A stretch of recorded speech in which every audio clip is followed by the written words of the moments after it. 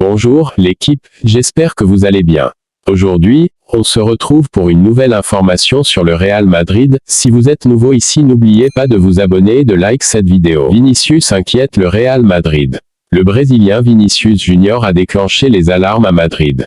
Le futur Ballon d'Or est bien loin de son niveau habituel en ce début de saison. Dans ses performances comme dans son état d'esprit, l'entraîneur et les dirigeants du club ont remarqué que le Brésilien n'était plus le même. La motivation de la Supercoupe pour un titre contre l'Atalanta a quelque peu masqué le problème, mais le début du championnat a clairement montré que quelque chose n'allait pas avec le Brésilien.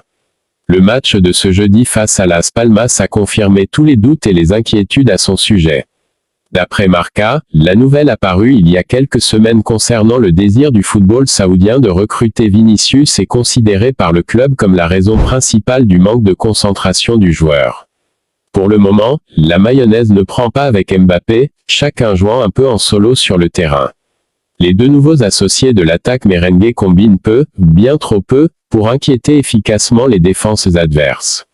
De plus, Vinicius Junior n'est pas le seul à inquiéter le staff d'Ancelotti. Les projecteurs sont également braqués sur son compatriote Rodrigo Goes qui lui non plus n'a pas apporté grand-chose hier à son entrée à la pause en remplacement de Brahim.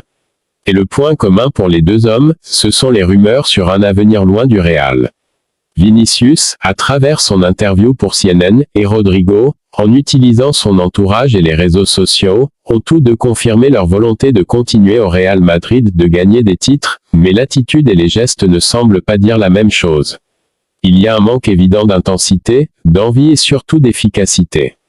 Ancelotti a demandé à l'équipe avant le match contre Las Palmas de la vitesse, du dynamisme et de l'engagement.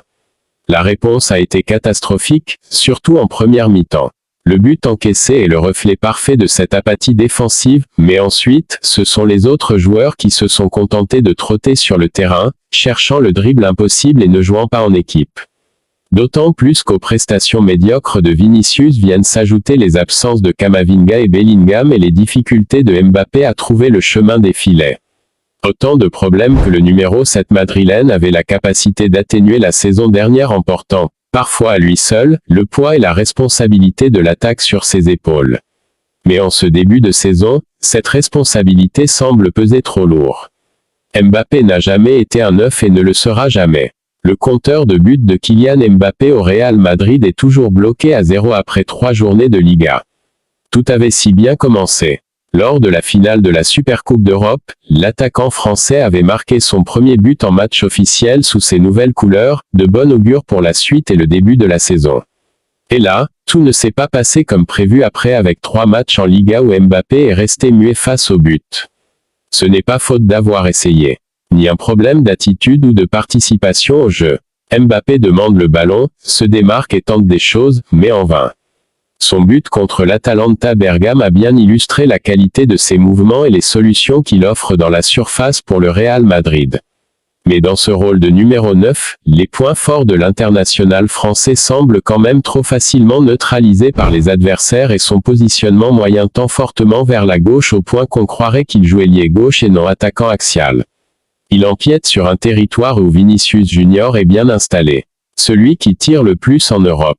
Mbappé a multiplié les tentatives de tir depuis ses débuts en Liga sans réussite, il est même l'attaquant en Europe ayant le plus tiré au but avec 17 frappes selon les données d'Opta. Il présente également le plus mauvais différentiel entre les buts attendus, expected goal, et les buts marqués. La saison dernière, il lui fallait 4,4 tirs en moyenne pour trouver le chemin des filets, ce qui lui ferait environ déjà 4 buts en Liga s'il avait la même efficacité au Real. Il faut laisser le temps à Mbappé de trouver ses marques dans un poste dont il n'est pas le spécialiste. Cependant, peut-être qu'un rôle plus hybride dans un système de jeu à 2 attaquants par exemple, 4-4-2, lui conviendrait mieux pour exprimer pleinement ses qualités. Sur la radio RMC, le consultant Daniel Riolo a fait le même constat, n'hésitant pas à dire que Carlo Ancelotti, comme d'autres avant lui, fait une grosse erreur en forçant Mbappé à jouer comme avant-centre. On verra si au Real, Mbappé en 9 c'est la solution d'avenir car évidemment que Ancelotti le fait jouer à ce poste comme Luis Enrique, comme Deschamps. On va bien voir que ça ne marche pas, que Mbappé n'a jamais été un 9 et que ça ne sera jamais un 9. Ce n'est pas parce que les coachs le font que c'est une bonne idée. Le souci au Real, c'est qu'il y a Vinicius. Ce que j'ai dit et répété 1000 fois, c'est que ce ne sera jamais un 9. Bien sûr qu'il mettra des buts, car forcément le ballon va forcément arriver un moment devant lui pour qu'il marque. Le même problème s'est présenté à Luis Enrique la saison dernière, à Deschamps aussi, et qui se présentera bientôt à Ancelotti, c'est que soit il faut le sortir, soit le faire jouer sur l'aile gauche, en espérant qu'il ait encore les jambes pour jouer là, ce qui est un autre problème. Le souci c'est qu'au PSG, il n'y avait pas vraiment meilleur que lui pour jouer à gauche, en équipe de France pareil, mais au Real Madrid, il y a Vinicius.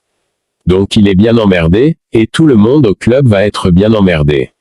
On verra ce que ça va donner cette saison, mais ce n'est pas un 9. On verra bien cette saison comment il va s'en sortir, mais en plus je sens sur le déclin physiquement. Je ne vois plus le même joueur, a déclaré le journaliste dans l'émission After Foot. Avec 2 nuls et une seule victoire en 3 matchs, le Real Madrid version 2024-25 commence à susciter l'inquiétude. Carlo Ancelotti dit assumer l'entière responsabilité de ce début de saison très mitigé. 4. C'est le nombre de points qui sépare déjà le FC Barcelone du champion en titre, le Real Madrid, après le nouveau trébuchement des merengues survenu hier sur la pelouse de Las Palmas, 1-1. Non seulement les hommes d'Ancelotti n'ont pu faire mieux que ce nul, mais ils n'ont pas du tout convaincu dans le jeu. Le technicien italien le sait, il va vite devoir trouver des solutions pour que son équipe retrouve un niveau de jeu à la hauteur des objectifs fixés. Sans quoi, la crise pourrait rapidement s'installer à Madrid. Mais quels ajustements l'Italien peut-il réellement opérer? Le point, ligne par ligne. Au poste de gardien, tout va pour le mieux. Courtois est à la barre et est le seul à avoir été à la hauteur en ce début d'exercice. Le gardien belge a sauvé les siens à plusieurs reprises par ses arrêts et est intouchable à son poste. En défense centrale, le rendement de Militao laisse sceptique. Rudiger ne s'en sort pas trop mal, sans être étincelant. Le souci pour Ancelotti, c'est que ce sont les 2 seuls centraux disponibles actuellement. Il est donc difficile de procéder à des changements. L'Italien peut effectuer des changements au niveau des latéraux, mais Carvajal et Mendy restent intouchables. Toujours est-il que la défense n'affiche pas la sérénité de la saison dernière, mais c'est aussi à cause du déséquilibre global de l'équipe. Au milieu de terrain, le départ de Toni Kroos se fait logiquement ressentir. C'est sans aucun doute le plus gros problème du Real Madrid. Sans l'Allemand, le milieu de terrain ne fonctionne pas. Bellingham a joué à son poste face à Majorque, sans briller. Ancelotti a tout essayé à chaque match, du double pivot à son habituel 4-3-3 pour finir comme à Las Palmas, par un 4-4-2. Tous ces essais n'ont pas fonctionné, et c'est Tchouaméni qui est pointé du doigt. C'est la ligne qui pose le plus de soucis à Ancelotti, car pour l'instant, ce milieu n'attaque pas bien et n'aide pas en défense. En attaque, Rodrigo, Mbappé et Vinicius forment le trident offensif en ce début de saison. Sur le papier, ce trio fait peur, mais en réalité, aucun des 3 n'a été décisif. Mbappé joue comme avant-centre, mais ne marque pas. Vinicius n'est que l'ombre de lui-même, et son envie de tout régler seul est pointée du doigt. Rodrigo fait des efforts, mais apporte lui aussi trop peu. Brahim et Endrick se sont fait remarquer contre Valladolid, mais contre Las Palmas, le premier était titulaire et Ancelotti l'a sorti à la mi-temps. Comme ajustement possible, certains aimeraient que la recrue Kylian Mbappé évolue sur le flanc gauche et que Vinicius soit replacé dans l'axe, mais le problème est que ces 3 joueurs ont une tendance naturelle à se déplacer vers la gauche, leur position de prédilection. En clair, Carlo Ancelotti a du pain sur la planche. Le Bayern et Al Hilal d'accord pour un transfert de Coman. Poussé vers la sortie par le Bayern, Kingsley Coman a accepté de partir, sans pour autant connaître encore sa prochaine destination. Pendant ce temps, Al Hilal s'est positionné et le club allemand est d'accord. À 3 jours de la clôture du mercato dans les 5 championnats majeurs, le marché des transferts s'agite de plus en plus et de nombreux joueurs veulent trouver une solution dans les plus brefs délais. C'est le cas par exemple pour Kingsley Coman. L'unique buteur de la finale de la Ligue des Champions 2020 est prié par le Bayern de quitter le club en raison de ses blessures récurrentes et, surtout, de son salaire, 17 millions d'euros bruts annuels. Al Hilal est intéressé et se serait mis d'accord avec les Bavarois, selon les informations de Bild confirmées par l'équipe. À 28 ans, Coman est à la recherche d'un nouveau challenge et attend qu'une fenêtre s'ouvre, notamment en Première Ligue.